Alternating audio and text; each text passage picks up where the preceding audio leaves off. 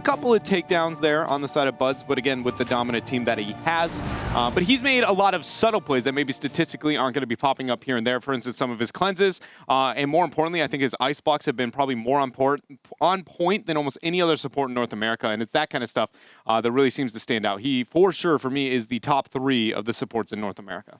We're looking at Team 8 and seeing how dominant they can have as this last series for competitive practice versus Team Freedom. What are you hoping to see from Team Freedom here? It's got to be a little bit of the flavor, that we saw in week 3, the synergy within the heroics. I don't care what the comp necessarily is that much. More importantly than anything out of Freedom, it's going to see, when the stun is there, is the follow-up damage there? Are they going to be able to deal with those things? And yes, I do think that Team 8 could just raw out micro and, draft a lot of Team Freedom, but more than anything, just having that synergy and that teamwork and working on that department, I think, is going to be the biggest point for them. We're getting ready to get into the first draft. We're starting with the Battleground pool for HGC. It jumps in. Team Freedom, Team 8. Team Freedom's going to ban Infernal Shrines. Team 8 bans Dragonshire. Freedom will have the first Battleground pick for this series, being the home team, and they have chosen Battlefield of Eternity. Going to BOE. Battlefield of Eternity, a little bit of a favorite in North America right now, rose to popularity. Another map that's kind of hit, going from very rare to suddenly absurdly popular of a map. So it'll be exciting to see it play out. There's a lot of interesting things when it comes to BOE. The strategy on how to play it, the dynamic. I think more importantly than anything, the one thing I do want to see out of these teams is during the first Immortal phase, not be willing to trade. Unless it heavily is going to favor one composition over the other. But again, we've seen that last week it changed. Suddenly we saw teams like going, oh, what if we don't just trade for free during this first cycle? And I would really like to see a bit more out of that here, because it's actually, I don't know, it's a little bit weird on like the solo queue experience versus the competitive side. And from a solo queue, it's safer to get that trade because just no shields is probably the best to stop the momentum. But from competitive, it's a completely different story. When we look at these teams, I mentioned it before, it's sort of a battle for Ragnaros. Although Team 8, it's fallen off somewhat, is still very, very popular with Team Freedom to be able to get Ragnaros. So we'll see if they want to get Ragnaros here on Battlefield of Eternity, maybe even a target ban for Team 8, because they are here in the first ban position. But instead, banning out Li Ming, it's a solid damage dealer for Battlefield of Eternity and one of the favorites we've seen from Team Freedom before. Now Freedom has to decide, do they want to rid of the Tassadar? Do they want to rid of the Artanis? They're hovering over the Tass. That's probably going to be the safe bet here, considering, you have the option to move into a Tracer potentially. You could risk the ban, but, Tassadar has been a bit of a monster, at least in North America and Europe. Nobody really wants to be able to deal with that hero. So where are we going to see Team 8 go in the first pick? Is it in fact going to be the Ragnaros? Is it going to be more of a variant style play? It's one, I mean, Team 8's really kind of put a clinic on how to run variant, mainly because, they got one of the better Medivhs there, having Glarong on that hero, and the synergy between those, if you thought Warbringer was scary without the huge gap closer that Portal provides, it becomes just a completely different spell when paired there with the Medivh. Yeah, it seems like it'll just depend what Glaurung feels like he wants to run. We've seen Zeratul as well from him on Battlefield of Eternity later on. But Ragnaros is the first pick, so Team 8 stealing Ragnaros away here. He will provide an excellent defense versus Immortals too, and also another way for them to be able to make plays as a team. Team Freedom very quickly respond though with Malfurion. Yeah, they don't have the opportunity to move into that, Li Ming that we typically see in the cycle because of the great ban they're coming out from Team 8. So where do they want to move? It's going to, in fact, be the variant for themselves. They're going to lock that in here. The beautiful duo kill potential focus that's kind of, come out of nowhere in the North American scene, and it looks like he's going to be here to stay. So then Team 8, likely we're going to see them focus as much as they can on getting all of the damage out of the way, that they have the lead when it comes to damage dealers here.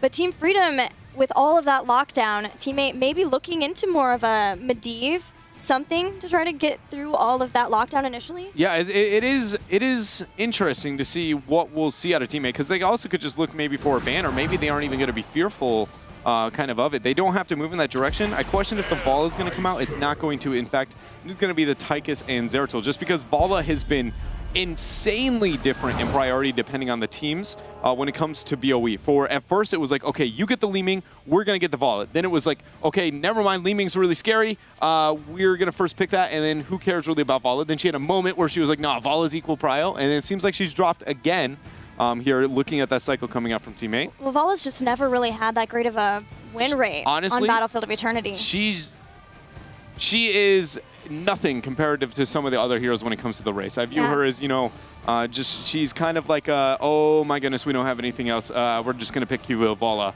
And I do like that she has kind of fallen off in priority. I do. The Zeratul pickup, though, it's going to synergize well, obviously, with the Ragnaros. We can expect Glaurung to be on that hero. But it is a bit of a risk. Glaurung has to be on point here in this game, especially with knowing that the variant exists on the opposite side of the map. It does feel very much to me like Team 8 are also really focusing on Team Freedom and their comforts in this game. Taking Tychus away from Freedom. Tychus and Li Ming have long been the damage dealers that Freedom favors. Ragnaros, one of their most highest picked heroes, and then Zeratul even. Insomnia, we saw him talking about Glaurung. We knew that that was going to be a highly contested hero between them, and because of these teams and their love of Zeratul, we could see that rise even further as the series goes on. Yeah, the Karazim ban there, though, seems a bit strange, knowing that, Team A is pretty much...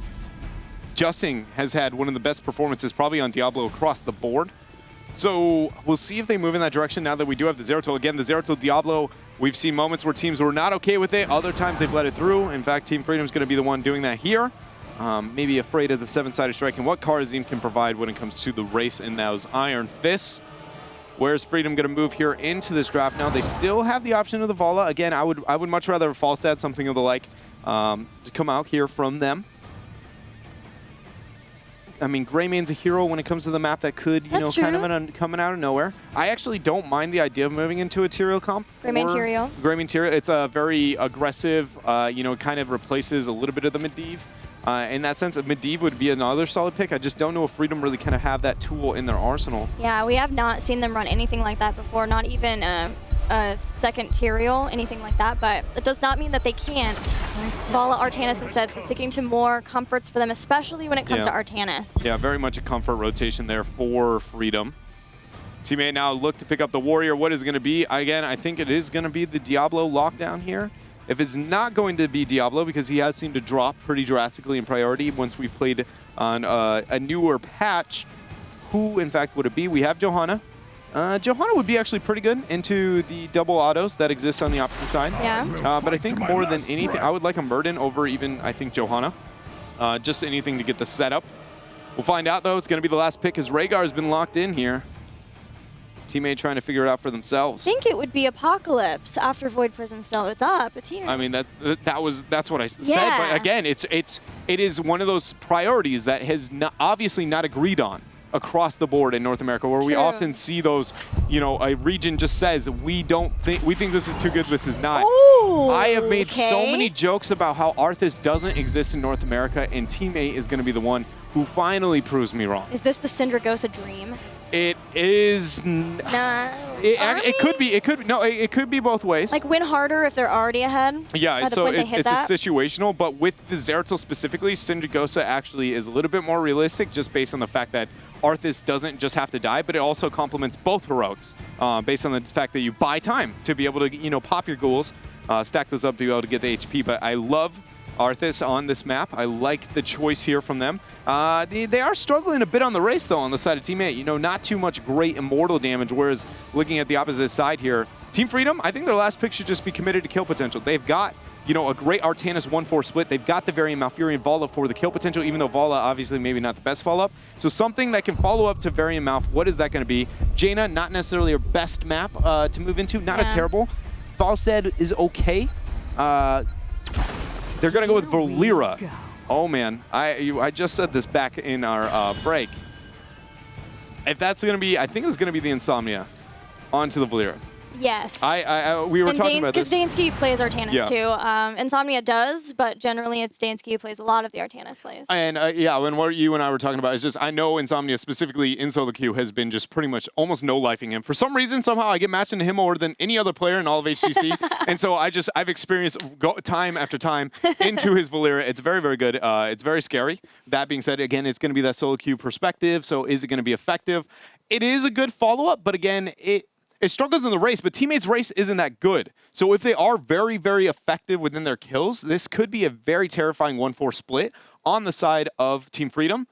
But Teammate has infinite comfort, and Teammate is that much more of a dominant team that I'm not looking at Freedom and going like, I'm sold on it, right? I like where they're headed. I'm just not totally convinced that it's got enough to be able to deal with what Teammate has. Does it seem infinite comfort to you for them? I agree on Zeratul Rag, but Arthas? The Arthas is a little bit off, but I mean, that was picked with other options. It wasn't a choke. It wasn't a choke. So because of that, it's obviously well thought out. They genuinely think that it's got a spot, right? If it was like a bully, like we see on supports, where it's like, oh, we're going to see this person on morale. It's like, how is this going to work out? It was a we volunteer into the Arthas. As tribute. And so that makes me feel way less afraid. I view that, I guess, as more, they definitely wanted the hero. They opted in towards it, and that makes me feel a lot more comfortable in that selection. We're ready for this game. Once again, Zeratul Valeera battles the Battle of the Stealthies for game number 1 between Team 8 and Team Freedom.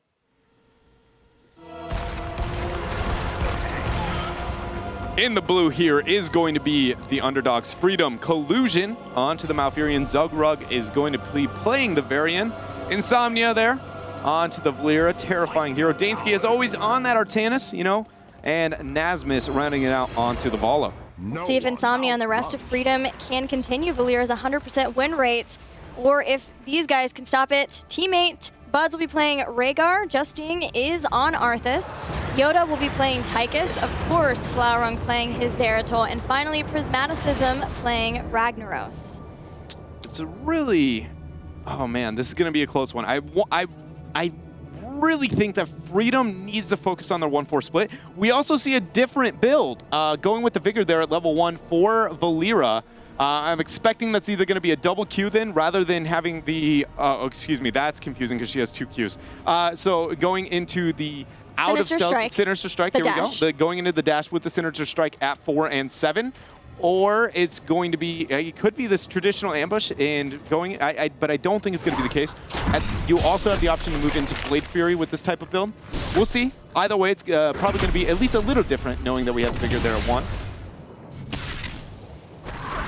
Yeah, this stealthy matchup, once again, is going to be very fun to watch. Of course, Dansky playing Artanis.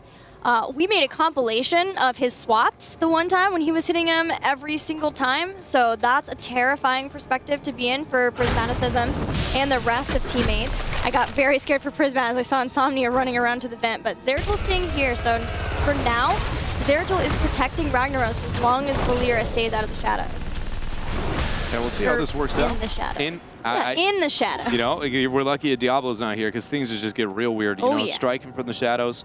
Flank here going to happen on the top half for Team 8. Valeera is going to be up here patiently waiting along with Artanis. So we'll see if they get the upper hand. Stealth's going to be procced.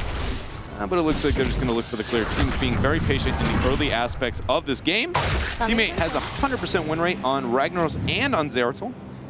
You know, looking at more other stats over Arcane ones, Rhaegar, out of the 8 games on Battlefield of Eternity in the North American scene, only actually sits at a 25% win rate, so he's struggling a bit there, even though he's considered one of the upper echelons of support. The Immortals have spawned. Team 8 has the nicer position, at least a setup. Both of them are just defending though, both teams, trying to make sure that they can get 4. For Team Freedom though, even though we do just see the Vala, it does seem like their poke will be a lot easier for them to continue to poke as long as they can throw out those hungering arrows, because Teammate is relying once again on the Tychus grenade, right? We've seen this happen before. It's just so hard to try to get a match in poke when you're poking back and forth when you have just a Tychus as your range. Yeah, it's a rough spot here, so it is hard for them to be able to move in very much so into the comp of Team 8, but it's also a little bit more difficult. Oh, good swap. Is Valeera going to get the follow-up there? Pops the stealth, gets the stun, but not going to have the team there justing. And the 4-man squad of Team 8 here is going to just apply pressure top. They realize, you know, neither team going to move on to the Immortal. Fine, we'll capitalize on your lack of rotations here onto the map. That being said, a couple members on the side of Freedom have, you know, set eyes towards this Immortal, but they're going to have to back out with a good rotation on the side of Team 8. You are correct so far in the build of Valeera. Relentless strikes. Arthas at 4 there. Oh, never mind. I thought that was the opposite one. That was my bet there. So standard here for Arthas.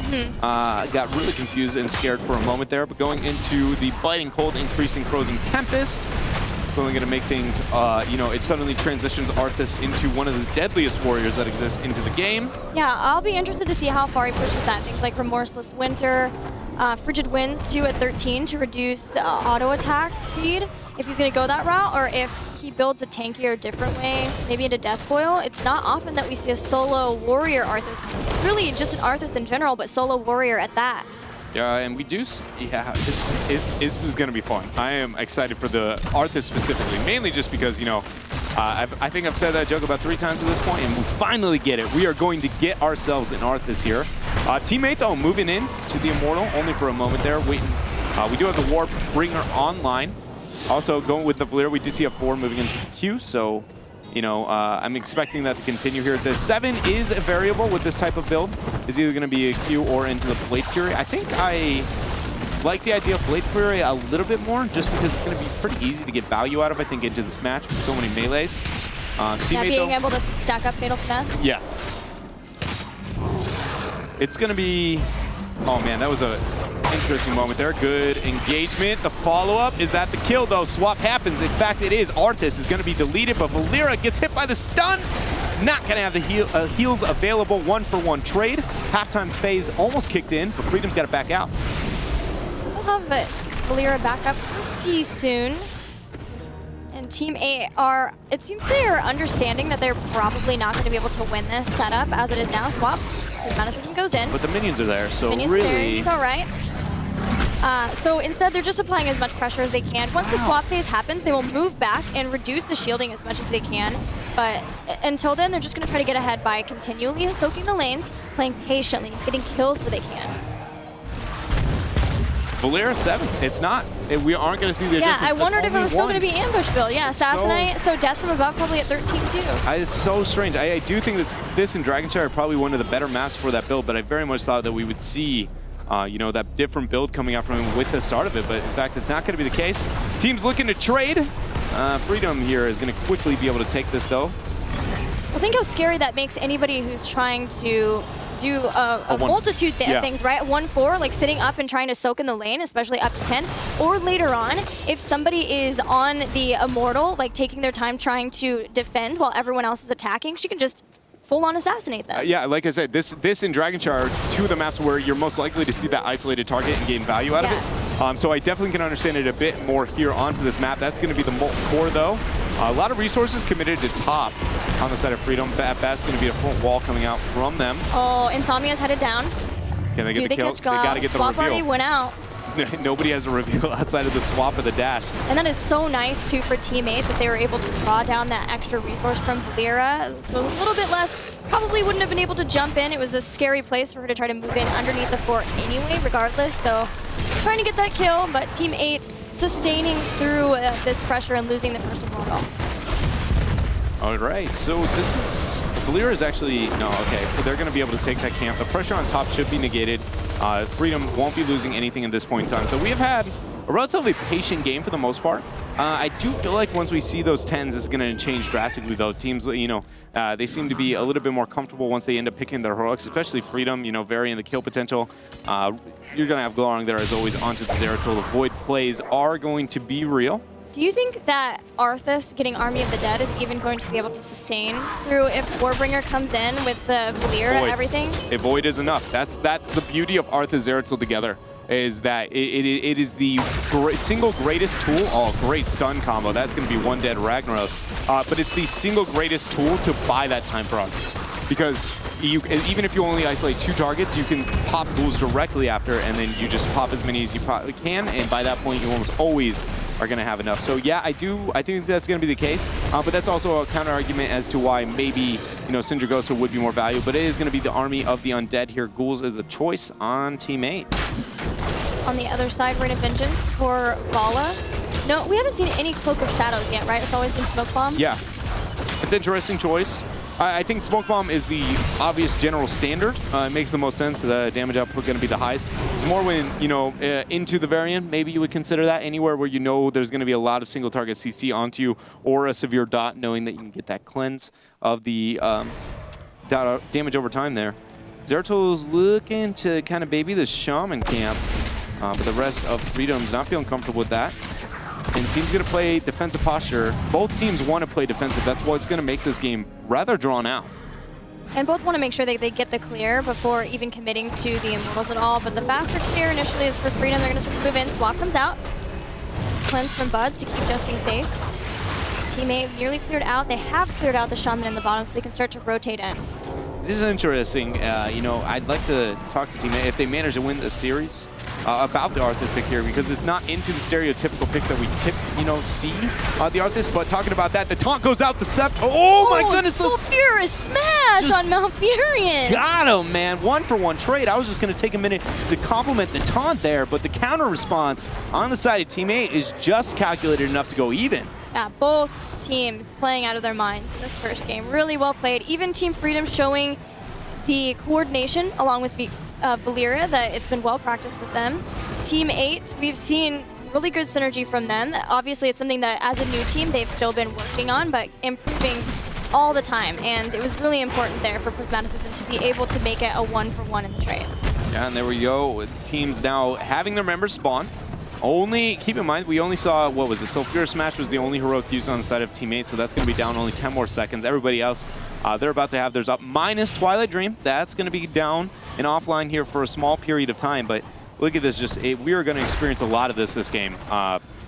Sorry to break it to you guys, it's going to be a lot of posturing because both these comps have that, you know, if you mess up even a fraction, it's going to be very easy to punish, as we, you know, kind of just witness. Game over, man. Very quickly. A lot of it has to do, too, with the positioning of the Immortals. They are in defensive positions that favors that. Prismaticism checks out with the Meteor. Indeed, Team Freedom were taking that Khazra camp at the bottom, so that will potentially buy them a little bit of time. Charge onto the stun. Cleanse gets him out. Yoda turns around, starts throwing out the damage on Zugrug with the bigger they are. That was a good engagement, though, on the side of Zugrug. Absolutely optimal there for him. Good use of the taunt force and the cleanse. This is when they want to move up. This is where their 4-man's going to thrive, no matter who the target is, as long as they can be successful, especially if Zeratul actually shows himself on top. That is the case, but it looks like Freedom instead is going to move and try and engage onto him. Can they get the swap? Nobody's going to have it here. Vala not even going to hit the reveal. I think I know why Arthas, maybe. Hit me with it. Icebound Fortitude. That's the argument, to be able to deal with the variant itself. 25 armor? Yeah. 75 reduced reduction on slow stuns and roots. I mean, it's obviously a really great tool, and we see it a lot of the times on the Arthas. That very much could be the argument, and it is one of the better maps. But typically, you know, again, we see it with into a specific certain amount of heroes or a complementing and accenting towards itself. But yeah, that could be the argument. That's a good point that you bring up there. We'll have to see. I'm definitely interested in it too. Zugrug got taken for a ride with Glaurung. Cleanse comes in, Zugrug's fine, swap goes down, nobody caught. Team 8 fine, but can't get in to put in the poke, put in the damage on the Immortal, and the health bar staying even as these teams keep moving forward in experience. What I would actually like to see Freedom do is, they're never going to be able to move up. Neither team, with their comps, they're too good at defending. Both sides are just terrifying. So rather than moving in aggressively here for the Immortal, while Sulfurous Smash is on cooldown, just push elsewhere. Like, push on top. Look to open up the map. This Immortal isn't the end of the world. It's very comfortable, you know, at the point in time that it's going to be at, and also the fact that it's skilling only with the time directing on spawn is just, I would like to see them be a little bit looking for other avenues to be able to gain that experience and the advantage, because obviously we've seen a bit of a stalemate here for 12 minutes, only going to be 2 to 3 kills into the game. Yeah, 13 is here for both the teams. Ice Block is a welcome relief for Malfurion. It is death from above. Yep. I honestly think if you do pick up the 7, it almost 100% has to be that 13 there, the mobility and finishing capabilities. And then over on Arthas' side, Frigid Wind, so it will get the reduction for attack speed. It's going to be Smoke Bomb down. Insomnia is trying to move in again. It's not quite on top of the Immortal, and now it's over. Did give Freedom a little bit of time to push toward the halfway point where the Immortal can be in a much more favorable place for them to try to win the rest of it. But this spot is, once again, pretty easily defended by Team 8. Yeah, it's just, again, a story of what these compositions are kind of built to be able to do, and it's waiting for their opponents to make the mistake. I thought Insomnia went a little bit too aggressive there, but in fact, not effectively punished. Good job blowing the smoke bomb there to buy his time. I think they're going to be able to kick the halftime phase off. We're sitting at about 5% away. Yeah, even Zugrug's having to throw out lines being like, please, just get to the halfway. It's a annoying and rough position here. Yeah, they've drawn down a lot of teammate though, and so Insomnia was trying to sneak around at the top. Glaurung sniffed that out. Zedward's jumping in. Oh, that was gorgeous. Into the roots, amazingly done by Team Freedom. Sulfurous Smash buying time to get out the members of teammate. They've done it so far. Void Prison on the back. Here comes the Odin. Can they take out Insomnia? He's inside of his smoke bomb. Yeah, and there's going to be the ghouls are popped as well. Arth is going to be self-sustaining just fine. Justin and the rest of teammate move up, and Zugrug a bit too low to contest here. It's going to kick in the halftime phase. Everybody on Freedom's going to look to back or get a tap, and then they're going to look for the reinitiation. That reinitiation will be heavily in favor of Freedom as long as they properly execute the Malfurion variant Valera combo that they have on their side. Defensive posturing is going to be what we see here for teammate, because again, they understand the circumstances. All right, so once it kicks, now look for the stun combo away from it. Who are they going to go? Swap goes down, double swap even on a 2 into the roots. Tychus goes down, he's going to drop. Dansky might be the next one to fall though, turning it into a 2-for-1 for Team 8. Collusion gets caught, Glaurung jumps in, a 3rd kill. Yeah, very well done. The initiation there, going for the swapped attempt versus over the just, overall burst combo that they had, put them in a terrible position, and a teammate is going to be there to punish. Now looking towards that 16 talent here, they're going to pick themselves up an Immortal.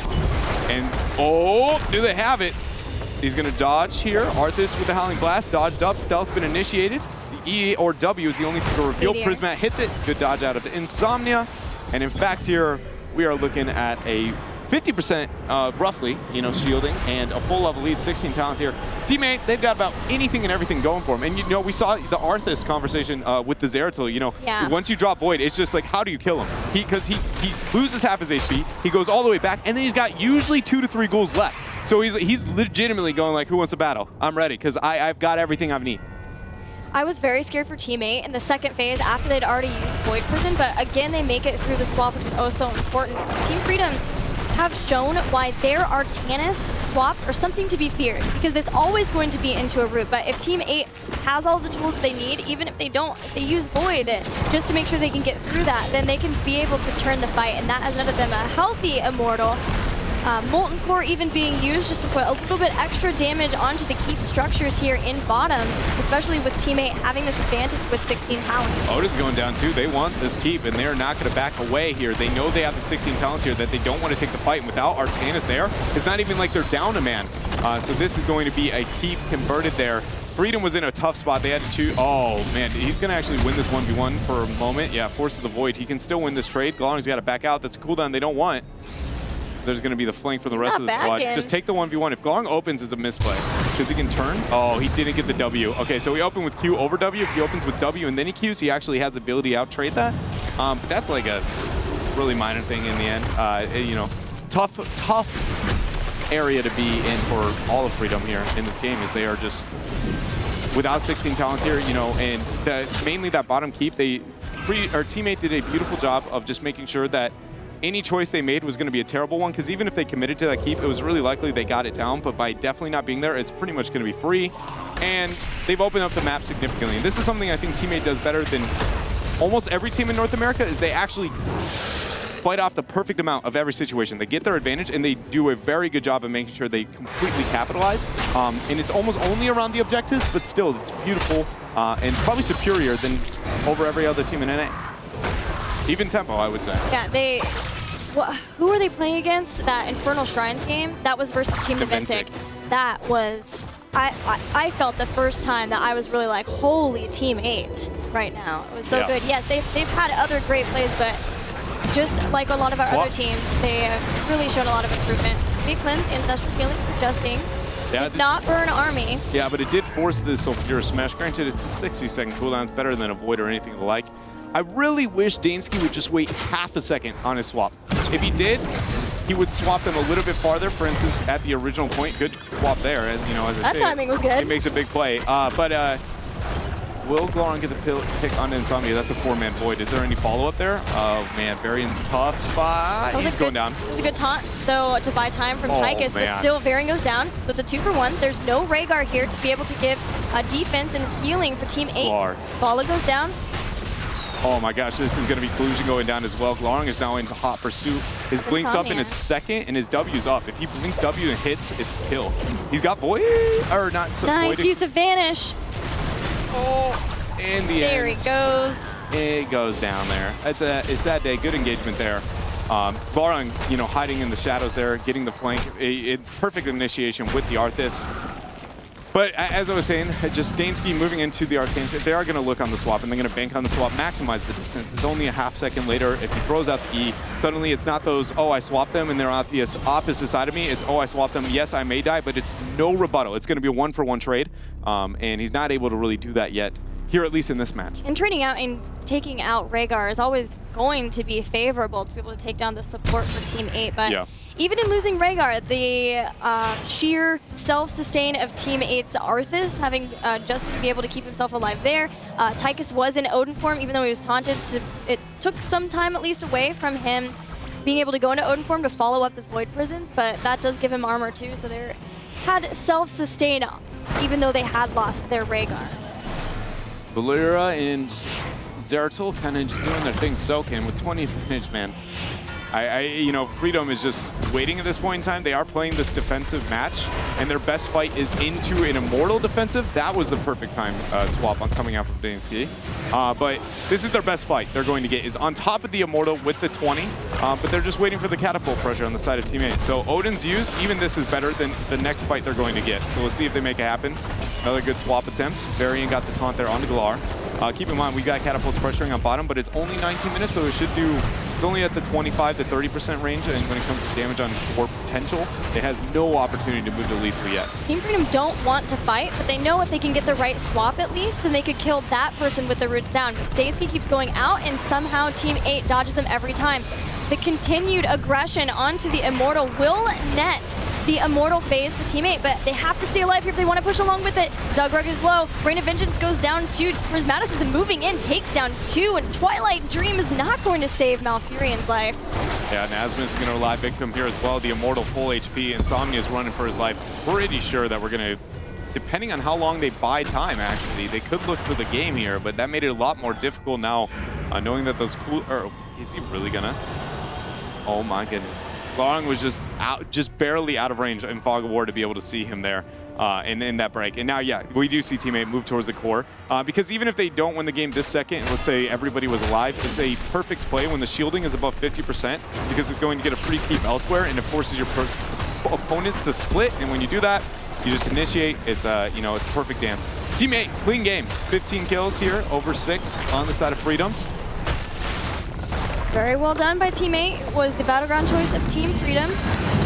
So again, we have to wonder, is that going to be the best performance? Right, yeah. the main strategy for them that they're able to prepare here and hope for a win off of that, or if Team Freedom will have other strategies up their sleeves. But even though it was a battleground choice for them, it wasn't anything different except for maybe the Valeera, and we knew that Valeera was a possibility for Freedom. Yeah, it very much was. And, you know, I would like to see them...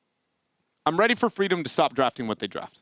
I'm ready, you know, like I like the Artanis, you know, it's probably the best map for Artanis. I like that. But a lot of what they do is rinse and repeat. And I think it's hit enough attempts to realize that it's not really just going to be able to cut it. Make a couple of adjustments, or at least with those drafts, play it different. It's the same rinse and repeat when it comes to look for the swap. We'll be able to blow them up, right? And it's getting to the point where finally North America is realizing that Artanis is not insanely powerful. He does have a swap potential, yes, but I mean, Stitches has a hook potential, and look how much he's getting picked. Not looking at you, EU, because I know there was one today, but you know what I mean? It's that exact same philosophy, and I'm excited to see it change, but I think in this series, I want to see Freedom draft-wise make those changes, or at least make huge differences on how they play those type of compositions. Well, the nice thing is, because they aren't going to the Western Clash, they have a lot of time that if it's a hero pool issue, they can work on that. And I very much think that we're going to continue to see improvement from Freedom, knowing how hard they work. But we are going to go to a break, guys. Get hyped for the Western Clash. Here's some more info for you about that. Oh, let's break it. Damn! If we win a Western Clash, then I'm happy, but for me to be truly satisfied, I would need to win a global championship. I think the unique feature in our team is the fact that we come up with a lot of new strategies and we kind of create our own meta. 2016 was good for Misfits, but I think we can improve.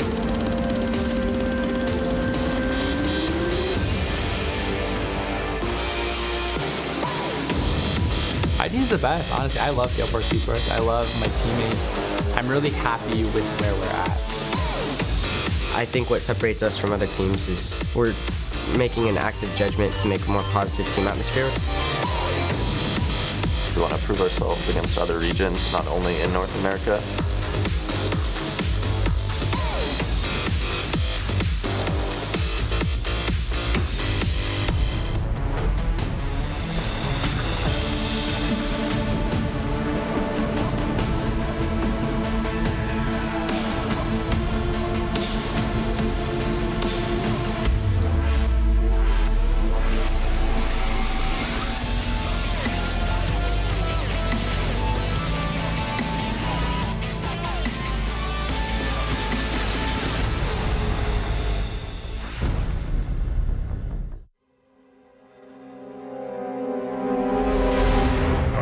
Born for the arena.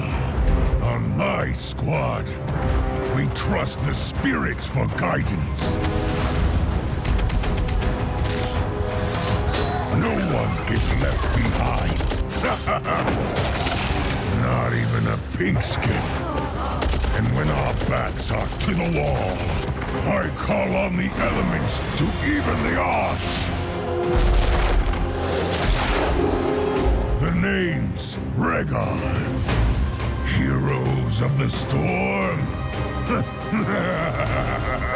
I am the Storm!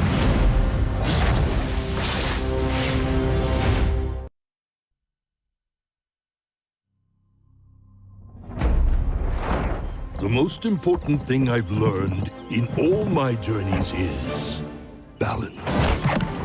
Work and play. Good and bad. Right and wrong. Honor. Tradition. A good brew. And most especially, family. These are the things that bring me balance. These are the things I fight for.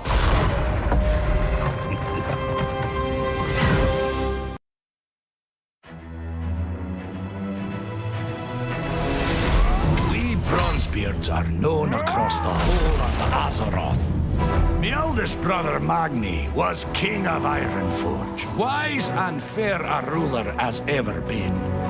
And Bran, well, he's a renowned explorer, always finding secrets. Being written about in Explorers League Geographic. With brothers like that, I'd feel a wee bit overshadowed. If I didn't kick so much ass!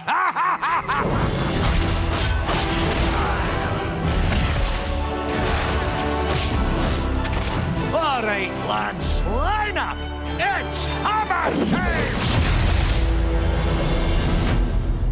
Hey friends, welcome back to HGC North America. We are right in the middle of our last series of part 1. Where'd the time go? It blew past, you know? We just had series after series, action-packed HGC, you know?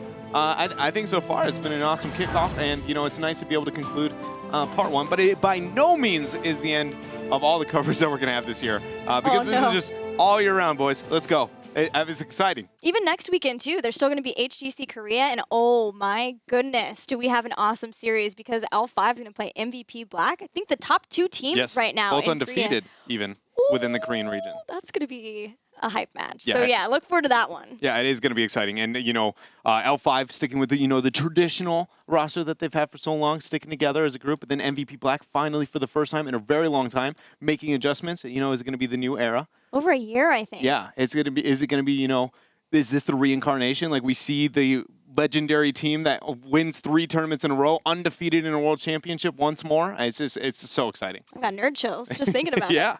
All right, Battleground time for Team Freedom versus Team 8. Team 8 are up 1 game in this series so far. We had Infernal Shrines and Dragonshire Band. Our first Battleground was Battlefield of Eternity. Team Freedom now gets to opt into first pick or the map choice with second pick. And they chose first pick. Team 8 will take us to Braxis Holdout. It's sort of a new pick for them. They only recently started to pick more of Braxis Holdout, but then again, they only recently started to pick more than one battleground as they actually started to lose the series. Yeah, that's a good point. You know, they never really had the opportunity to be able to do that, and so Well, I guess they would have been picking it quite a lot. So I don't know. Yeah, they were just switching over more. it depends. To, You know, the opponent gets to choose Yeah. because they were pretty much top decking wrecking at the very opening of HGC North America. But here we are, Braxis Holdout. What are we going to see when it comes to bans? Freedom here. Is it going to be, you know, are they going to remove of the Zarya here this early on? Is it going to be a task? Or are they going to let it through and, you know, force the hand of maybe Team 8? I'm looking at Team 8 a bit more, and actually the only time they were first pick on here. Oh no, never mind, I'm on Braxis. Yeah. I'm fine, we're fine. Yeah, so it was recent, it was versus Deventic. Team Tess. 8 He's through. banned Zarya, Team Freedom banned Malfurion. Will they pick the Miracle task right here, right now? Or is it the Ragnaros? I really hope it's the tasks that are purely for the sake of making changes. That is more than anything in this world I want to see that from them. And we got baited and I was smart. Do you just task Ragnaros? Yes. Task Morales was my other suggestion. You just deny both of the dreams and then leave them. They have the opportunity. That actually, I didn't even think about that. That's actually a huge power play for teammate in the draft. Dropping the Ragnaros here, putting out those two. There's so many duos, so much synergy, so much dominance in the format. You can put any damage there, and it's going to be able to surpass that. As long as you have somebody to baby up there in the top lane, you are going to be in a fine position. So, Almost certainly Team Freedom will ban Gul'dan then. A great destiny. Right? you think? I don't know. It could be the Zul'jin. We've got the Zul'jin prep here for Team 8. I don't know. After seeing Task Morales Gul'dan from Gale Force Esports versus Yeah, Tempo. it is pretty gross when they go Q build. That's a good point that you bring up there. Either way, no matter what ban it draws, right now Team 8 is just living the dream when it comes to options here into the draft. The Ariel pickup, that high up with the Vala. Here we go again. Are we going? What was it? It was actually pretty good. Yes. I haven't heard that one yet. That was a good one. So they banned the Zul'jin. They're hovering. Do you? I don't know. Can you Gul'dan and